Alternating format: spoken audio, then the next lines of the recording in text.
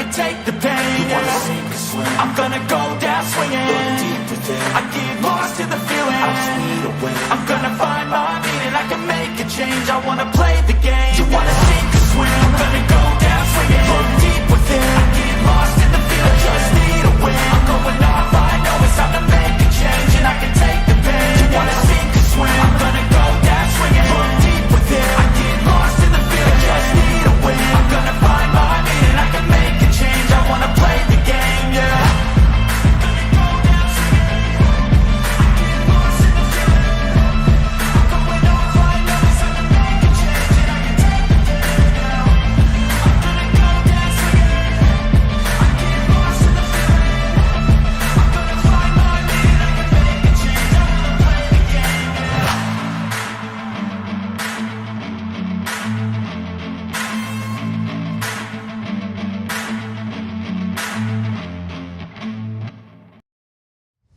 Welcome to ArchRivals Football Season 4. Sponsored by Raz Energy, Steiner Sports, and Super Draft Pro. Here is your starting lineup for Season 4. Number 20, Darnell, the Playmaker, Sallins. Number 96, Alex, the Bear Man, Kazzaz. And number 69, Ricky, the Master of Mayhem, Litwinkowich. Kickoff is starting in 5, 4, 3, 2, 1.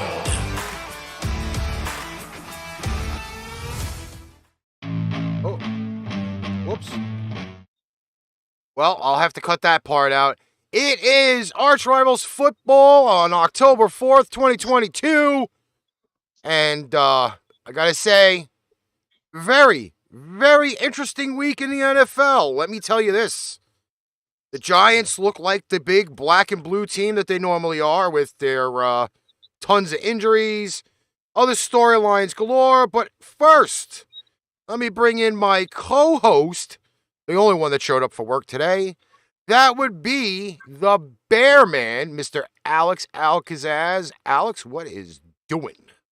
Well, it's such a blessing to be here, and of course I show up to work, buddy, because, well, that is simply what I do. I just show up for work. I mean, as a matter of fact, you, my friend, would have no problem telling the world that sometimes I have a habit of being up to 2 hours early. Yes, this is very true. He does show up 2 hours early. Why do I do that? Because I want to make sure I'm prepared, like that. You never know when you're gonna be backstage too. It's basically my way of saying I'm here. I haven't forgotten. I'm ready when you guys are. It is the true dedication of doing a show. I mean, everybody knows me. Like, if I schedule a recording or I tell the editor I'm gonna have this published, I'm gonna have this ready, then I stick to it. Well, we're here, we're hanging out, we got some games to cover, we got some news that's supposedly going around. Tom Brady not only probably getting divorced, but possibly with a torn rotator cuff. That should lighten up the mood in Tampa Bay. That should be quite interesting. I said in the beginning, I'm going to say it again. Quite frankly, I don't care if people hate me for saying this. He should not have come back. And I'm not going to say it like Darth Vader, but he should not have come back. He is very frail. He is fragile. I mean, what do you think Darth Vader would say to him besides you should not have come back if they were in a duel? Probably you should have retired. Your powers are weak. Maybe you wouldn't be getting divorced. Maybe your kids won't kiss you on the mouth anymore. Yeah, there's a lot of shit going on with Mr. Thomas Edward Brady going. And, I know there were, like, memes. There were screw-around memes that, after week 2 he was going to retire. But now Thomas Edward Brady looks at the fact of extremely possibly maybe losing 3 weeks in a row, which has never really ever happened to him in his NFL career. But let's get to the games. All I can ask is, after everything that now that he's going through, the injuries, the legal proceedings involving the family, was it all worth it? Was it all worth the risk? I don't think anything is worth it at this point, to be honest. Nope, not at all. So let's proceed, shall we, Mr. Ricky, sir? All right, we start off. We obviously had that really crazy game on Thursday night with Cincinnati, Miami. We're not going to talk about that. All I know is that there were articles stating Tua should stop playing football. He should retire. He did interview with the NFL and other agencies because they are doing that lovely investigation of Sunday and Thursday from last week. But it's already been announced he will not be playing in the next game. Well, thank God for that, because we don't get to talk about the Miami Dolphins right now. Yeah. We do have football that started at 9:30 in the morning Eastern Standard Time, 8:30 in the morning by Mr. Bearman. We had the Minnesota Vikings over the New Orleans Saints 28-25. This was a train wreck waiting to happen. Did you see the way the game time field goal was missed? Yes, 2 doinks off the uprights. You know what's interesting? This was played in London at Tottenham Hotspur Stadium. At least that's what it's called. That's where the Tottenham club in London plays. How fitting is it? You're in England, soccer country, and the penalty, the way it's missed, it's like basically a game-winning penalty in soccer that's missed. It's basically like a bit of a similar chaotic, interesting situation. Well, I apparently messed up on our scroll. I apologize for that, for putting in the scores. It has Denver and the Raiders tied. Don't ask. Long day. Oh. I will say this. I did catch the half of the third quarter and some of the fourth, knowing the fact that I was getting ready. What's up, Richie? How's it going? Mike, what's doing? I will say this. It was a fairly interesting finish, if you really want to call it that. I will say that the Saints did have opportunities. They did proverbially crap the bed on their last drive, which did cost them possibly a game-tying field goal to put the game into OT. I really don't think I would have loved to have seen that game go to OT, only for the fact being is it was just ending as the 1 o'clock slate was starting. But 100%. And I don't want to listen. I don't want to crap on Kirk Cousins, okay? Because his numbers normally for a regular season are really good. From the understanding of it was the Saints got there early, Minnesota got there late. They decided to not make the trip early for whatever reason, and it did show in the fourth quarter. A lot of people were gassed. I heard one of the Vikings players got injured and was getting surgery in London, was not flying back with the team. So whatever that is, we hope he feels better. But overall, I did love the fact that the stands were full of fans, not all wearing Saints and Vikings jerseys. There was a few people there wearing real Redskins jerseys. Some Miami Dolphin fans. Like, it was good to see that the stadium was full of fans just to show up for the game. Well, I got to be honest. Believe it or not, there is a decent amount of American football fans in England. Believe me, like on my soccer show, Internet FC, as you know, I have a respective amount of followers in England, and every now and then they'll ask me about the NFL. Like, they kind of get the sport to an extent, but there's some particular things they don't understand why it happens. Like, they don't get why the clock stops on a passing play. They don't get some of the penalties. They don't get some of the rules. I'm like, yeah, I get it. And I tell them it's very hard to explain, and it is a mouthful. But the NFL does have actually a fan base in England, because let's not forget there used to be teams. There used to be like an NFL Europe sort of thing, was there not? Yes, there was. And the games weren't that great. The games weren't as great as the NFL games, though. The team in London, I think they were known as the Monarchs. Yes. Yeah.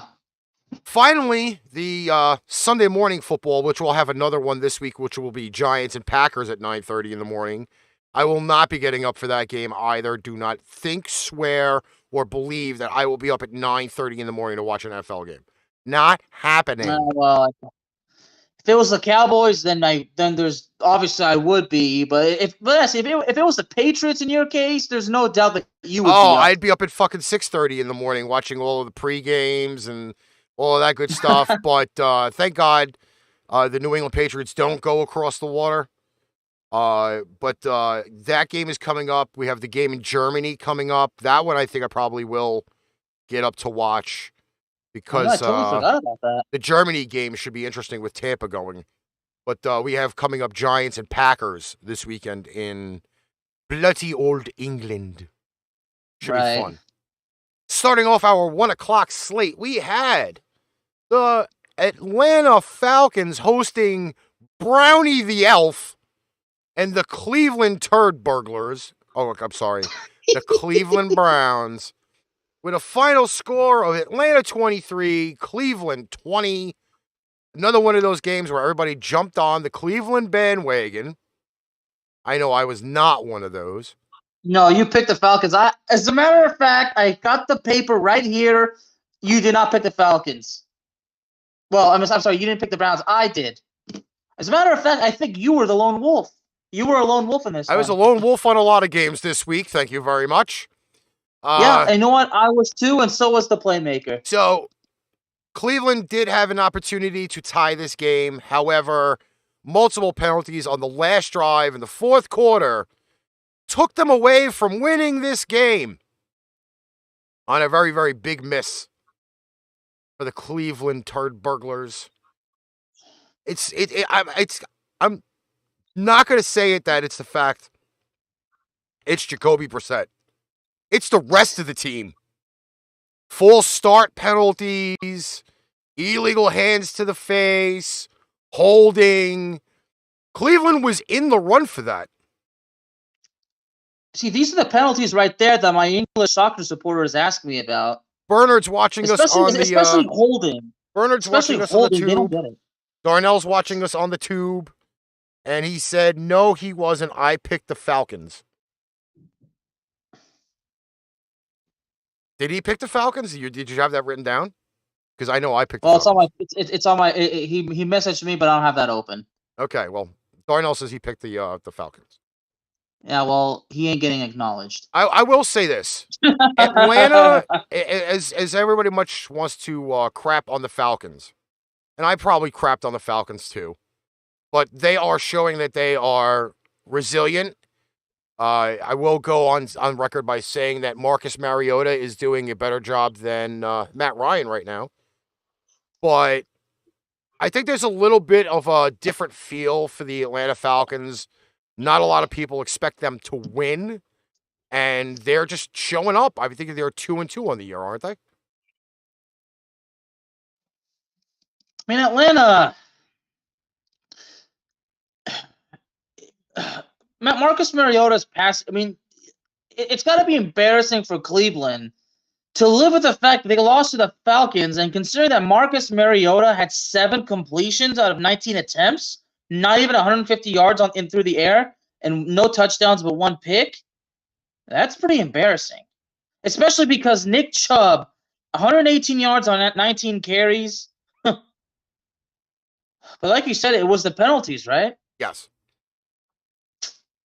A lot of penalties down the stretch killed them. They probably could have tied or gone ahead if they didn't have the penalties on their last drive. But I will say, though, it was a very interesting game. It was one of the few because we had 10 1 o'clock games going on Sunday. And I just couldn't watch them all. I mean, Amari Cooper only had 1 catch for 9 yards. I mean, this is where people would say, oh, you see, maybe it wasn't so bad. I'm like, the Cowboys got nothing out of it, and I'm pretty sure Darnell is shaking his head, says, is he going to get over this or not? I would get over it right now because going into our next game, we had the Washington Commanders down in Big D. Final score, Cowboys 25, Commanders 10. I will just... I will say this just, Alex, before you go on the Cowboy tirade. Well, no. It won't. It won't be a bad one. It'll probably be a ramp, but it won't be. This will actually be something. Even Darnell would love to actually see it. Well, Because there's one thing about this game where I watched it. This actually might make Darnell happy because this is based on his strong friendship advice. But go ahead, finish what you're saying. I think the Carson Wentz era of him being a starting quarterback right now, he's on his way out. He has not done anything, and I mean anything, except for maybe stick his thumb up his ass after every game. He's not done anything significant through the first 4. Every game, they are either tied or behind. They never seem to get a lead early. And the only thing that really did happen in this game was the Washington defense actually somewhat kept them in the game. Well, that's one thing I'm actually going to bring up, but is it fair to say that Carson Wentz is officially a full shell of his former self? He's not been the same since he was in Philly. Okay. Okay? Like, granted, you know what? His time in Indy, yeah, he didn't pull through for them. Let's just significantly be honest, okay? But now here it is. Paid from that contract, right? Yeah, but here now it is. You know, you're on the Washington Commanders.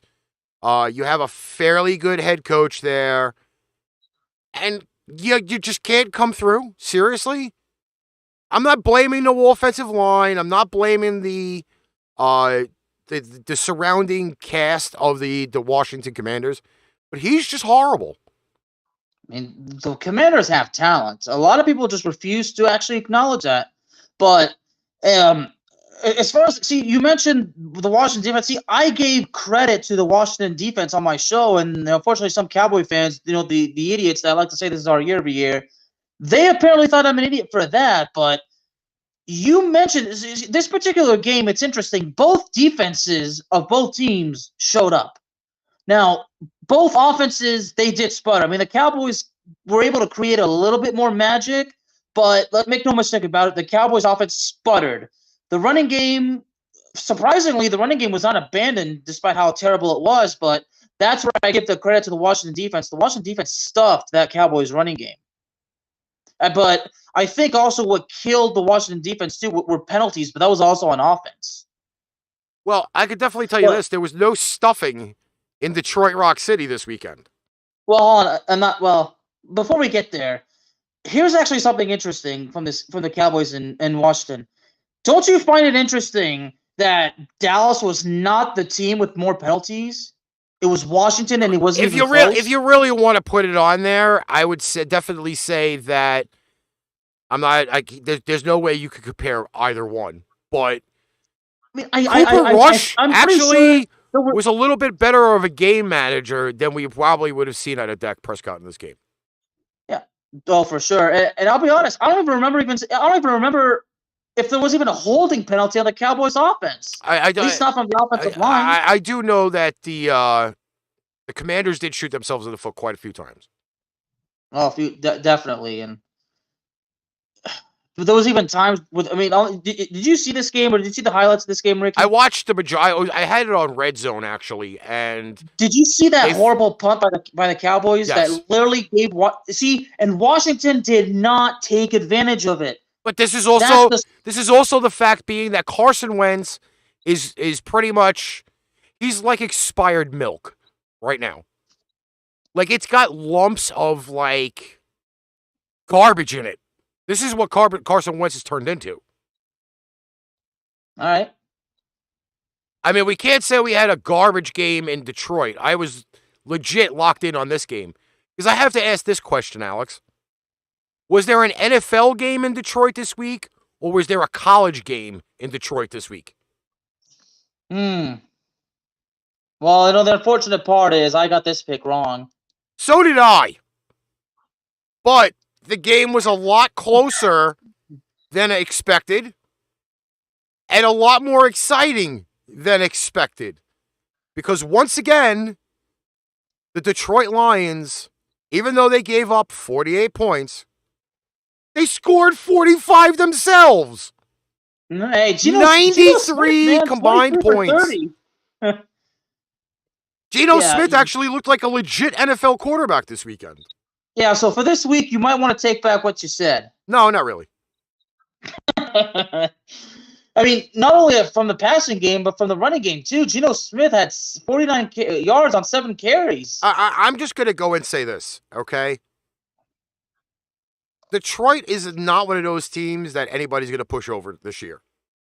They are going to be in every game. I said that since day one when we did the recap. Detroit's going to be something to deal with. And with them being short DeAndre Swift and the wide receiver, I think that's a little bit of an advantage. They go over the top. But both defenses, man, those things should be put in recycling bins somewhere. 93 combined points. That's, I believe, one of the highest scoring NFL games in history right now. I mean, those over 1,000 total yards combined. 555 for Seattle and 520 for Detroit. It's just ultimately amazing. 235 yards on the ground for Seattle. They ran the ball. Rashard Penny, I think I had like $170. Was something around like that? Yeah, he had a lot of rushing yards this weekend. But then again, we look at both defenses and you could sneeze through both of them. Oh, yeah. Now, the next game was a very interesting game. This was one of the ones that they really highlighted on Red Zone this weekend. Titans at the Horseshoe. Colts and Titans. You got this one right. Yes. I didn't. I don't think Darnell did either. I'm not sure. I know we were within one game of each other, so. I'm going to pull up. I know we were within one game of each other, and I didn't upload the records, so I didn't. I'm not even worried about it. Titans pull this one out. Let's. Yep, Darnell got it wrong. Let's speak the truth on this one, okay? The Titans squeezed by the Colts. But, again, a team that a lot of people slated to win the division this year, they do not look like a form of what they were last year, the year before that, the year before that. The Titans are the Titans, I believe, are leading the division, and the Colts have some serious problems. Well, what's interesting is that the Titans were shut out in the second half. Yes, and King Henry finally did something for a change. Right? I mean, Ryan, well, you know what's interesting? Tannehill, 17 for 21, 2 touchdowns, but only 137 passing yards. But as you just mentioned, Henry actually did something for a change. I am almost going on record by saying that if you are a starting quarterback, do not go to Indy. The proof is in the pudding. Carson Wentz, not the answer. Matt Ryan, apparently not the answer either.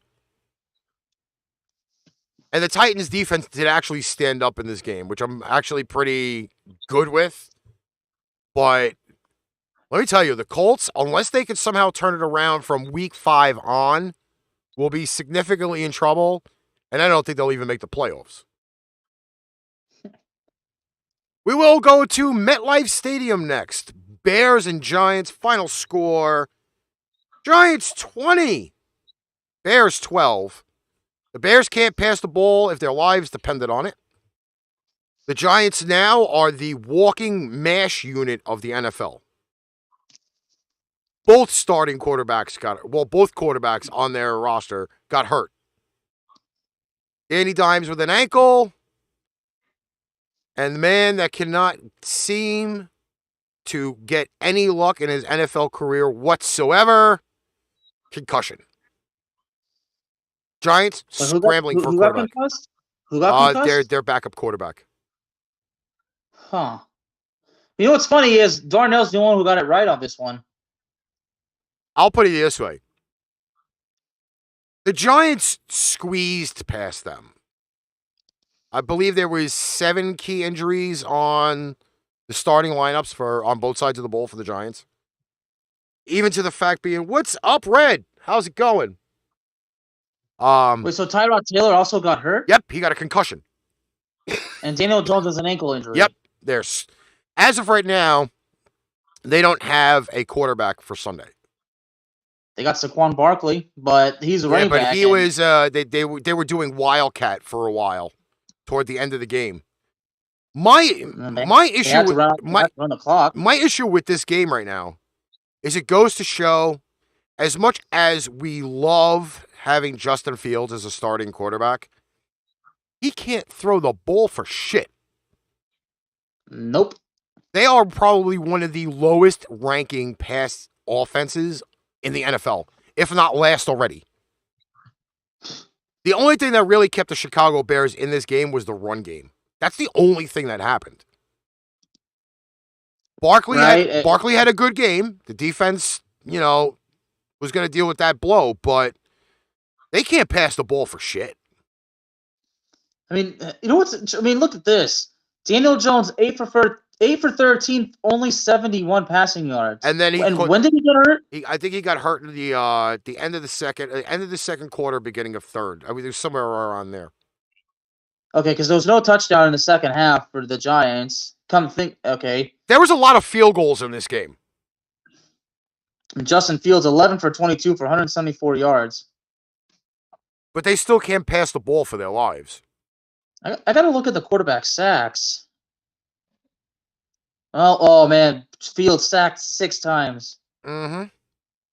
I think Thibodeau got hurt during the game. I mean, I'm telling you, there's probably about a list as long as my arm for the injuries that the Giants had on Sunday.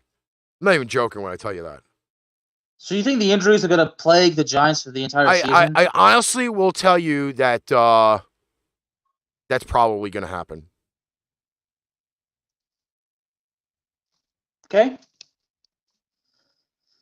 But hey, 333 total yards for the Giants. I mean, both teams had actually over 300. I mean, Chicago's at 304. I mean, 262 rushing yards for the Giants. So yeah, it's like you said, it was the running game. So it kind of seems like Saquon Barkley is the only positive. I mean, Kenny Galladay's still out there. And for the record, didn't Kenny Galladay get a massive payday from the Giants in free agency? I think it was before last season, and he's done nothing since. Because I'm actually going to take a look at it. Okay. Yeah, March 20th. Oh, that's my youngest brother's birthday. He signed a 4-year deal worth $72 million.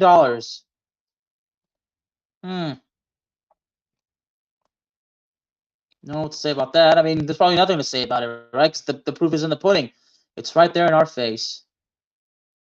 All right. We're going to shift gears. We're going to go to our second slide of games. We're not going to do any commercials tonight. No, I'm just going to go straight. No commercials? Okay. No commercials. Okay, we did have a really interesting game.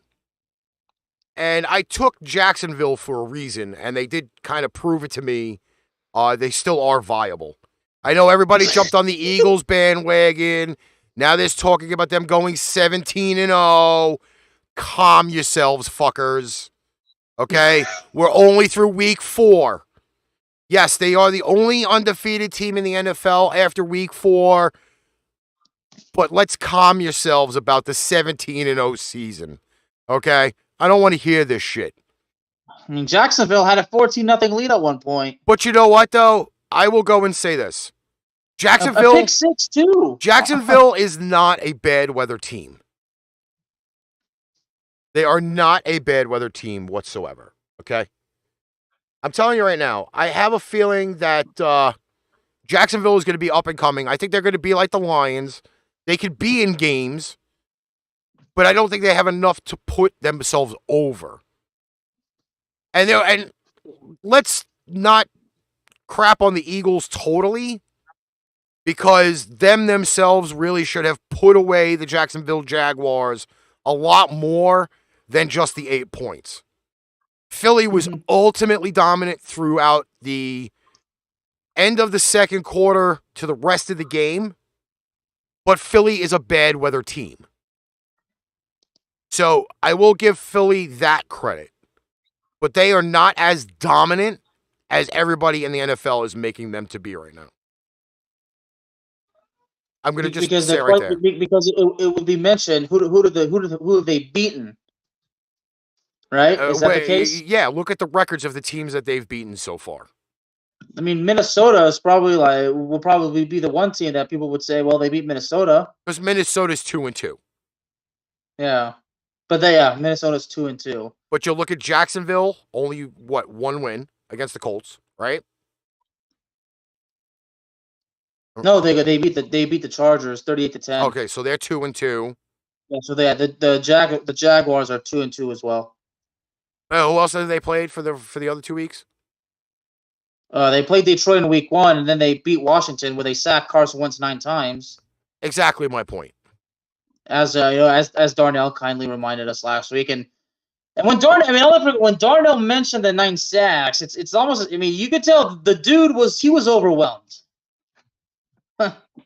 Well, speaking of overwhelming, the rancid pick of the week.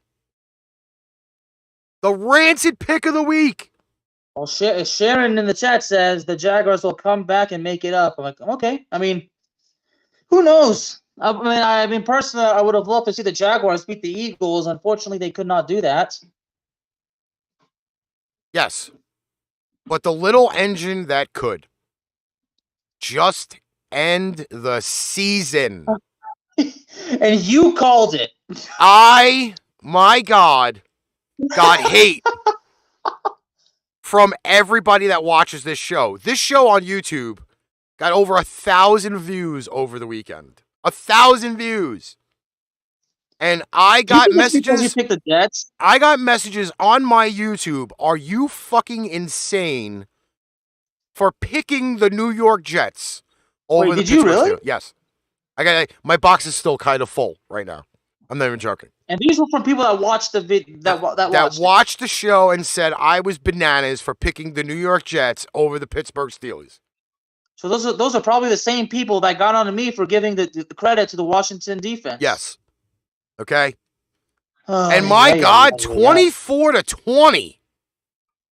24-20. Yes, we got to see Mr. Kenny Pickett. He did an okay job in relief of, Pittsburgh's favorite son himself, Mitchell Trubisky. But they still lost.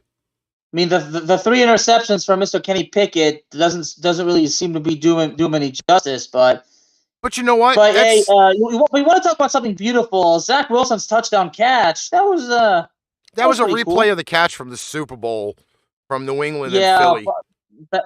Yeah. So therefore, maybe not so cool for you, but it didn't bother me one bit though. It was just that the fact that the Jets offensive coordinator, for a change, had some creativity going on. Yeah. A little bit of the out-of-the-box play calling. Zach Wilson, 18 for 36, 252 yards. That's not so bad. The key to the game was the last drive for the Jets with the ball just barely going over the goal line, breaking the plane, so to speak. But let me tell you, I will say this. I gave the Jets credit. I'm not going to give them credit for this week coming up because I believe they play the Miami Dolphins. Yes, they do. I will say, though, the game in the crab cake was probably game of the week. Or if not, a runner-up for game of the week. Yeah, Lamar Jackson just has to. I mean, I'm telling you, fantasy football-wise, this was a horrible week for me. And I do mean horrible. Well, I put the onus on the head coach of the Baltimore Ravens. John Harbaugh. I always say it. When the points are available, you take the points. Don't sit there and say to me that, it's Lamar Jackson. We're at the 1. Let's do what we got to do and get the ball in. Buffalo's defense turned it up in the second half. Jordan Poyer, give him credit. He does not have that supporting cast that he normally does. With all the defenders being out of the game, Buffalo survived. They survived this game, unlike them surviving the Miami game. That's the way I got to put it. Baltimore shut out in the second half. Again, Buffalo's defense picked it up in the second half. They always seem to be in cruise mode in the first. Second half, they just cut you off. Can I ask you this? In the second half, did the Buffalo defense did they figure out? Did they have Lamar Jackson all figured out? I think they figured more than Lamar out. I'm sorry, because the fact that Lamar Jackson said that, so every time he gets his ass kicked by a defense, I'm going to bring that up. All I can say is this. Lamar is not a happy camper. I mean, he is I'm not a a happy camper. too. He's my starting quarterback on both my teams, and yeah. Moving on. We had the Chargers in Houston. Chargers were up big. Not as big as they thought they were at the end. Anthony Richard, what's up? I already talked about the Eagles. Dude. But I'll go back and say this. If you tell me that the Eagles are going 17-0, you might as well just pay me $1,000 right now. Because I'm telling you right now, they're not going 17-0. I don't want to hear the garbage. Okay? You're 4 weeks into the season. Be happy that you're in first place with a 4-0 record. And the Giants pretty much breathing up your fucking tailpipe. Chargers were ahead big in this game at one point. I'm not going to mention the Cowboys. Wow, I thought I was the hater. Then the Houston Texans decided to have a 75-yard rushing touchdown. That was pretty awesome. I will say that. I watched it. I'll be honest, I picked Houston, didn't I? Austin Eckler got 3 touchdowns in the game. He had not scored before Sunday. And he was tied for the league lead in touchdowns last season. I will say I'm still not convinced of the Chargers right now. I'm not convinced. I said this was going to be a get-right game for them. Okay, they put a W on the board. But for them to get ahead and not put the Texans away the way that the Chargers are made, there's a problem. There is a legit problem with that Chargers defense. That was supposed to have been upgraded, and it looks like they didn't upgrade at all. I'm going to be serious on this one. There are some serious issues going on with the Chargers. I mean, what's Herbert's numbers for the week? 27 for 39, 340 yards and 2 touchdowns. What's up, Steven? And how many? And what was Eckler's numbers? For running or for passing? Both. Well, for running, it's 13 carries for 60 yards and 2 scores. And I know he had a receiving touchdown too, right? Yeah, he had 6 catches for 49 yards and a touchdown. There you go. See, Darnell's not watching, and Steven's going off. Where's Darnell? Let's go Rams, laughing out loud. You see. How you doing, Steven? I will say this, though. We're going to move on to the only 4:05 game on Sunday because they uploaded the whole 10-game, 1 o'clock schedule. Stupid NFL. We did have the Cardinals over the Panthers. 26 to, was it 16? 26 to 16. And I got it right. You got it wrong. You know what? I honestly thought Baker would do something. But now, apparently, through 4 starts, Baker is not Baker. And, top it all off, he is also on the hot seat of starting quarterbacks that will be riding the pine very, very soon. Because apparently the Carolina Panthers cannot operate with him at quarterback. Is there any word out on Mr. Sam Darnold? I have not looked for any word from Mr. Sam Darnold, nor do I care to look for Sam Darnold. Because it doesn't matter. Because it don't matter what quarterback you got in there. At some point, they're going to have to figure it out. They're going to have to figure it out.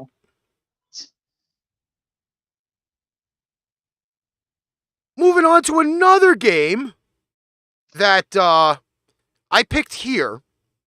And then I went to the BetStamp app, and I put money on it. Even though it was a negative, I caught the line at the beginning. I was good to go. Pat's getting 9.5. 9.5!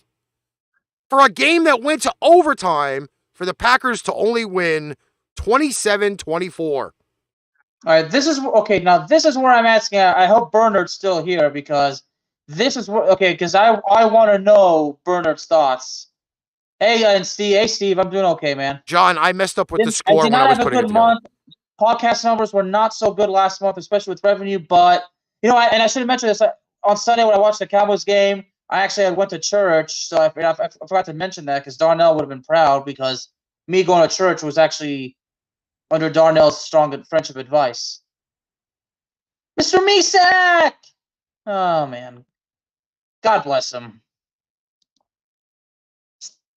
Yeah, he noticed the mistake in the thing. I fucked that up. I apologize.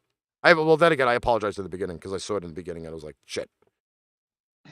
I am just gonna go and say this. Well, here's the part where I'm sure John is obviously the disappointing for. Well, we'll get to that game in a little bit, but it's the injury. But as far as the Packers and the Patriots, yeah, I'm really dying to know Bernard's thoughts.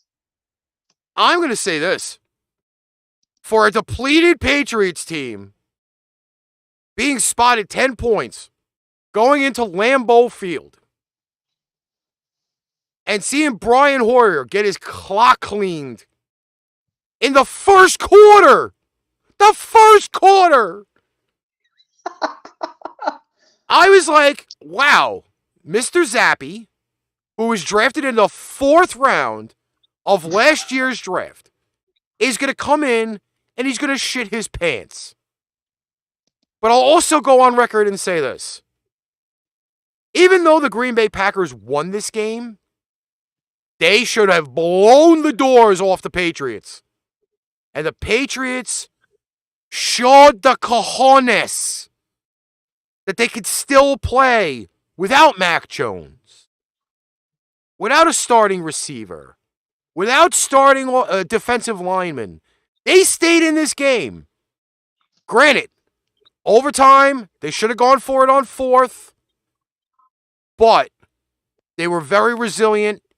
The Patriots are 1-3, but I'm going to tell you this. I am going to be okay with whatever goes on, and God forbid,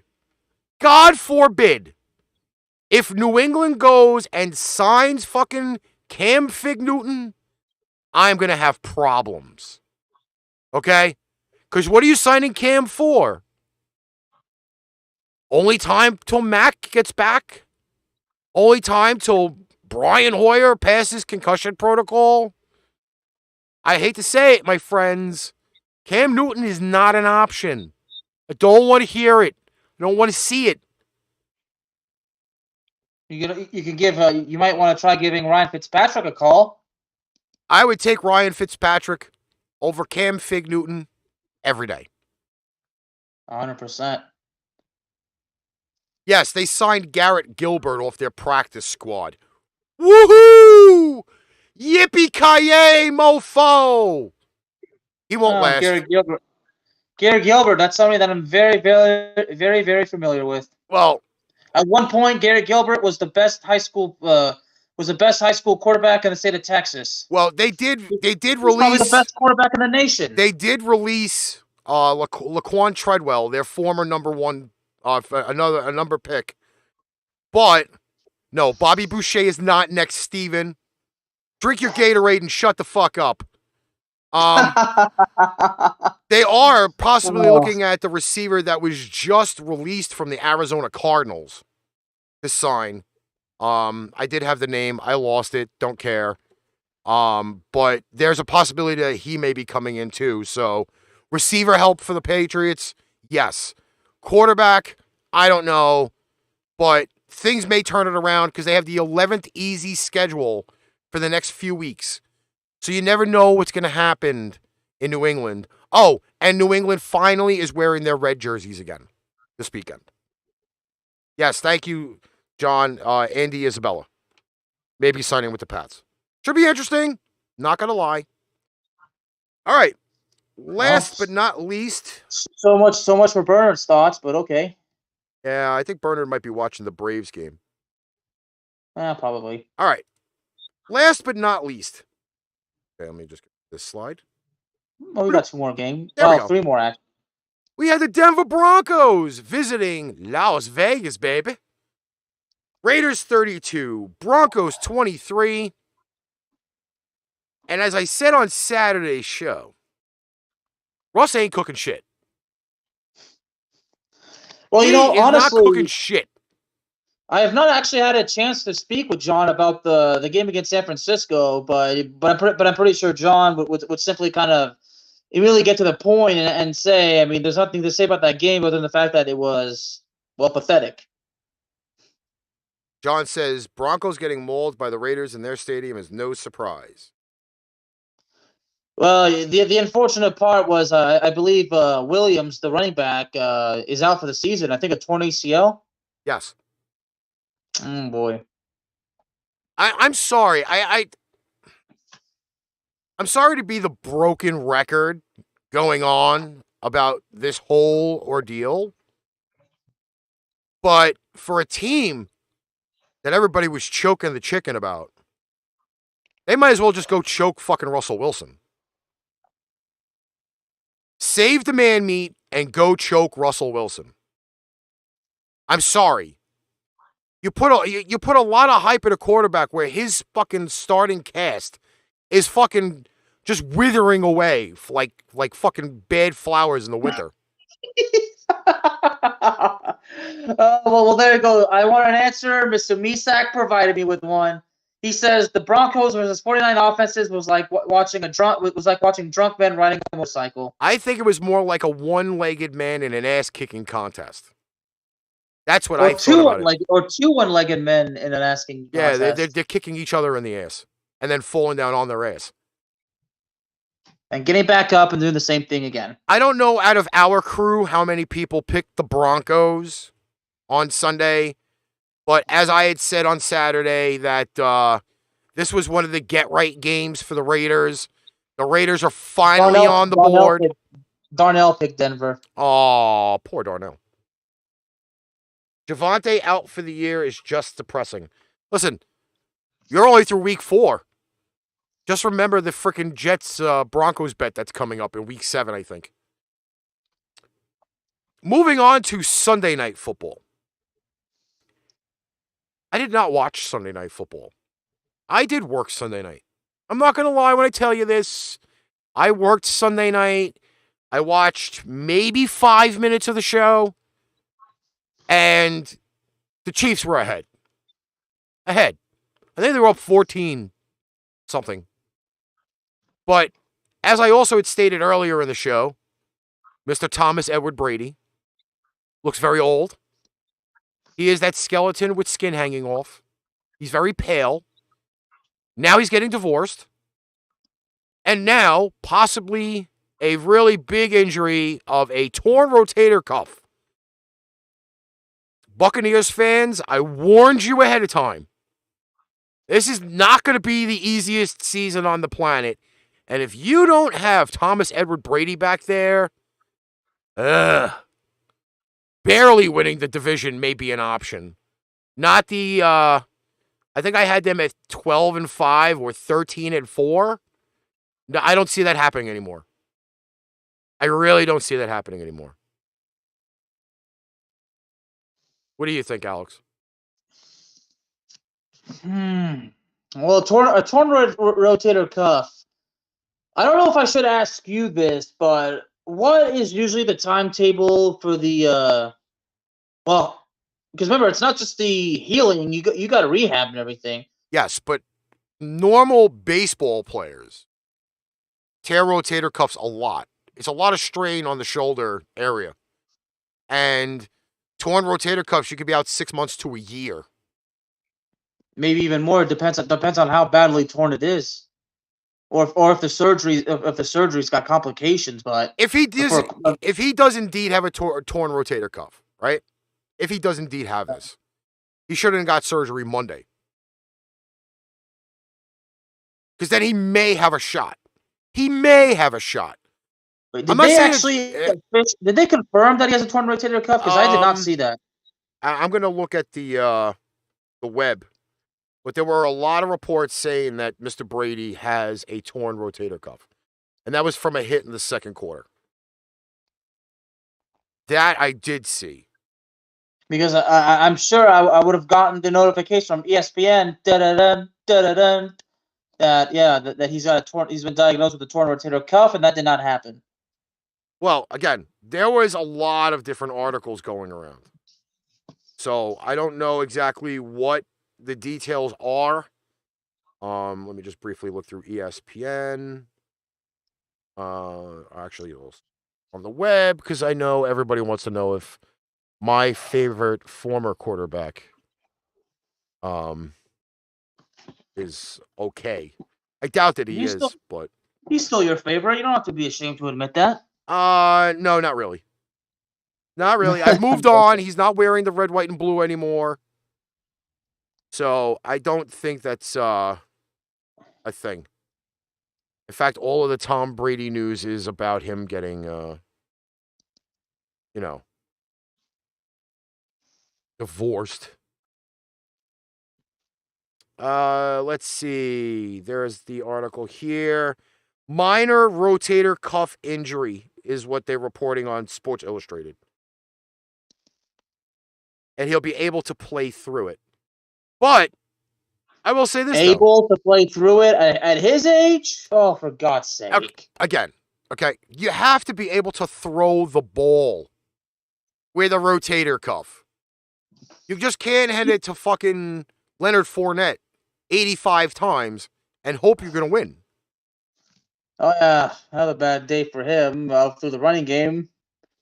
And Brady threw 52 times, mind you. And most of it after the freaking the hit with the fucking bad rotator cuff. And he wasn't accurate either. Let's be honest. Brady has not been accurate the entire year. Nope. And that's another problem. Finally, we had the Rams visiting the 49ers. Monday Night Football. Too bad Darnell's not here. I think that's why he's not here. Because his team cost me money Monday night. Well, just wait for Ramley talk. Ramley talk. He'll deliver his verdict. I'll just torture him tomorrow on college football. You can't avoid me on that one. Not. No, I'm going to. I'm going to torture him because his team cost me money on Monday night. Okay, well you can, but me probably not. The Bearman probably will, but not me. Remember, y'all, it's the Bearman's my alter ego. It's a Jekyll and Hyde thing. Steven, I'm ahead of you. I'm way ahead of you. That's why I have more than one computer rolling. 49ers 24, Rams. We still love you, Steven. Don't worry. 9. We still love you, Steven.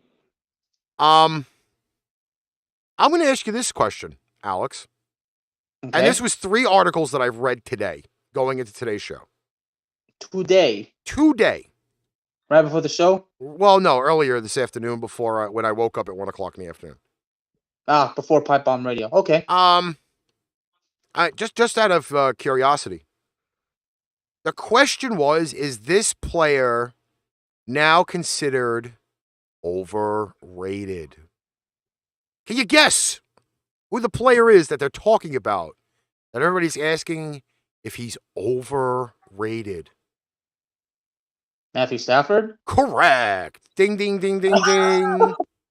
I mean, to be honest, I debate like it can't be Matthew Stafford because of the history of Detroit. But then again, I have to remind myself because I spoke to this with Darnell because Darnell breached the question and he needed me to answer it. He said, "Bearman, I need more than the truth, the whole truth, and nothing but the truth. I need you to be the biggest man of conviction in this particular question." When he asked me, are we really going to see the real Matthew Stafford? Now, this is way before the last season started. But,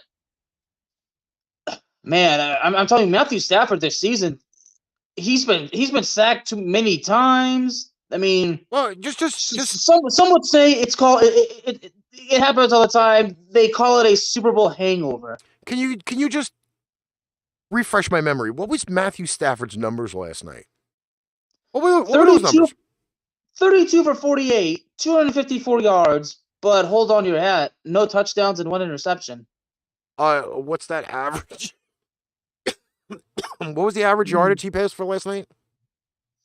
Well, 32 for 54. I mean, I'm not so good at math, but the average, I mean, I'd imagine it's probably nothing really convincing, but I mean, the percentage. well, I can tell you how many yards per play the Rams average on offense. That's good. Give me that one.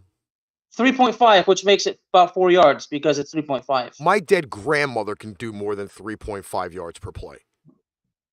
And she's been dead since 2003. God rest her soul. That is horrible to know that they only averaged 3.5 yards per play. The Super Bowl champions have now lost 7 straight. 7 straight to the 49ers in the regular season. Well, and that's if you don't count the NFC Championship. No, I'm talking regular season. They have not won in 7 straight regular season games. I'm just saying because some people will bring up the NFC Championship, but that's if you don't count it. Pitiful. And by the way, Aaron Judge broke the record. He broke 62? Yep. Whoop-de-doo. In Texas as well. Huh. Whoop-de-doo. He did it against the lowly Texas Rangers. Yeah. I'm gonna throw. You know what? Hey, I'm gonna throw a cum party for him. He did it in my state, so I'm happy. I'll throw a cum party for him because I don't. All right. Well, here, if you want the average, I just pulled it up. He averaged about 5.3 yards per pass, and his quarterback rating 42.2, and his rating 71. All right. Enough with the past. Let us go. Sacked 7 times too. To the future, because Darnell is going to end up owing me the $10 that I lost on the game.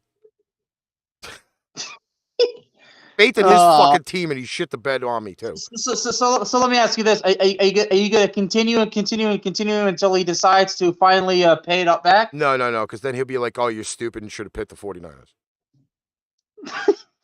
Well, hey, we all picked the Rams on this one, so. All right. Well, hey, you mentioned the offense. Check this out. You want to know the time of possession? Sure. 34 minutes and 34 seconds for the Los Angeles Rams. More time of possession, and they still couldn't fucking win. And 73 total plays. All right. This is what I am going to do. Because for those that don't know, I am part of a really amazing company. And they are going to give me the numbers for Thursday night's game. Thursday Night Football, Mile High Stadium, if that's what they even call it these days.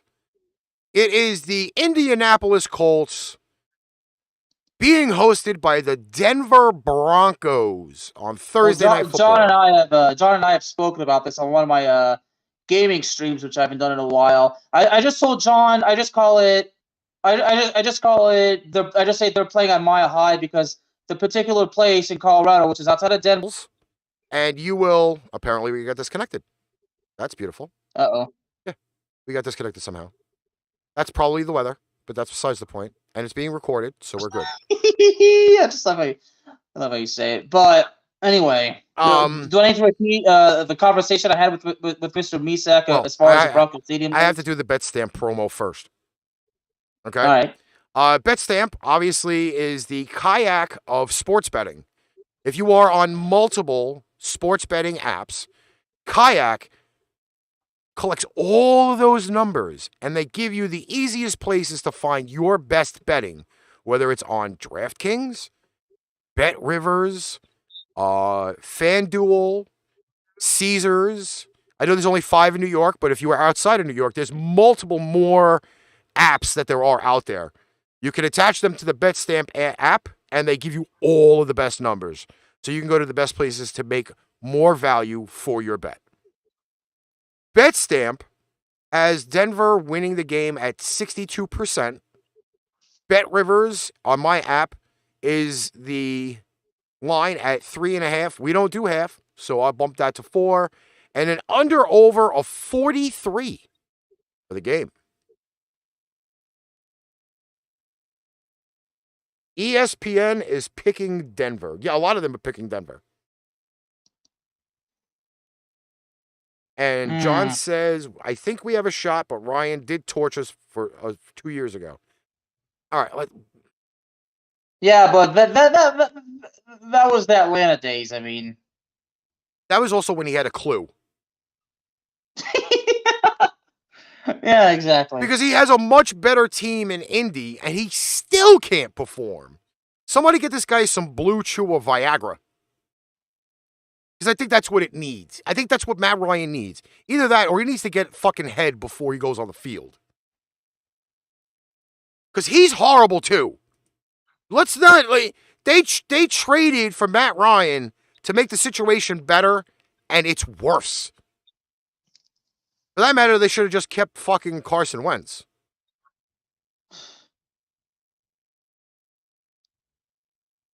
John, I can't honestly go into this game knowing the fact that the Broncos offense through 4 games has put up very many points. This is my problem. And now they lose their running back for the year. I don't know, man. Somebody's throwing some fucking really shady cheese around if they still have Denver favored for the game.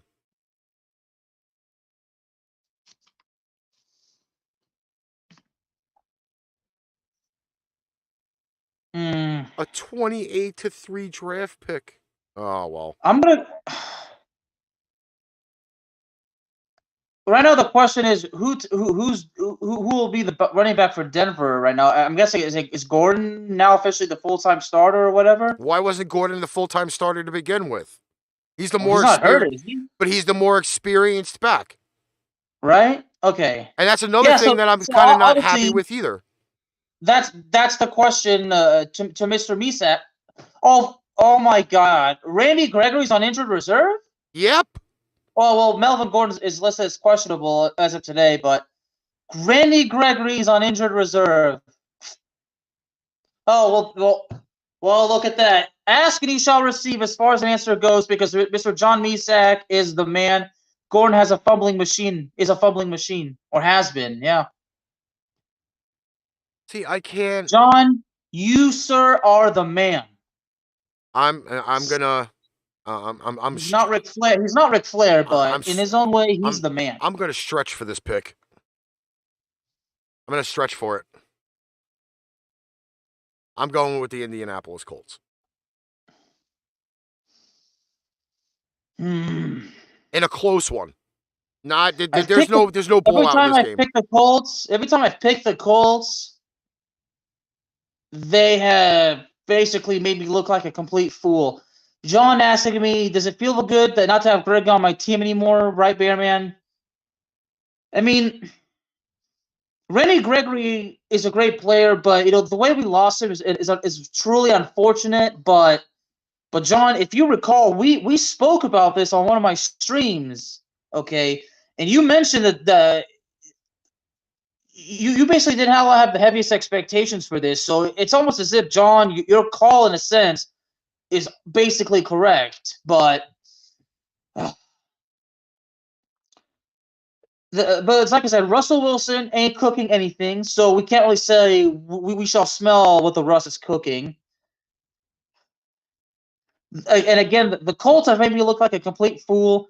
Look, I'm gonna pick the Colts, but it would not be surprising if the Broncos once again reminded me, Bearman, why did you have to go with the Colts again?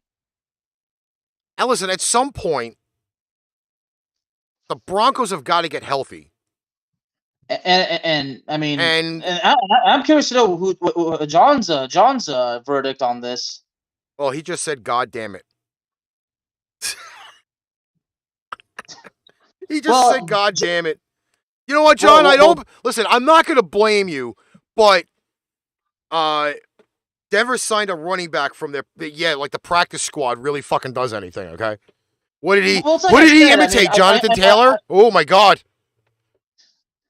Let's be honest. Yeah, I picked the Colts, but like I said, I'm not ruling out the Broncos, so it's not like I'm completely burying the Broncos or saying there's no way they win. It's just, right now with the Broncos problem, I mean,